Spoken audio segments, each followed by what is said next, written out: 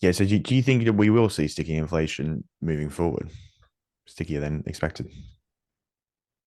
The Fed has benefited in the last few months from calendar effects because after the invasion of Ukraine by Russia, the commodity prices rose a lot.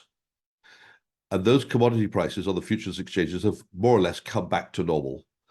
So that meant over the last year, so the invasion sort of happened in 21, I think it was, and then in February 21, and commodity prices were sort of peaking around the middle of year, late year of 21, which meant that the numbers which were coming out during 22 and early 23 were showing a decline in the inflation, or they were helping inflation not rise as fast.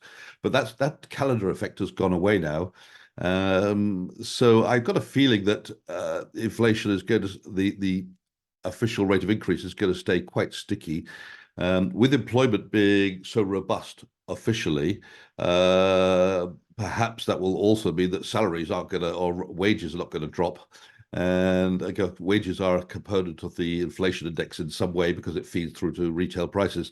So I'm not really expecting a fall in inflation. But of course, if we do have a sudden drop in commodity prices like the oil price, that will feed through eventually, but not instantly.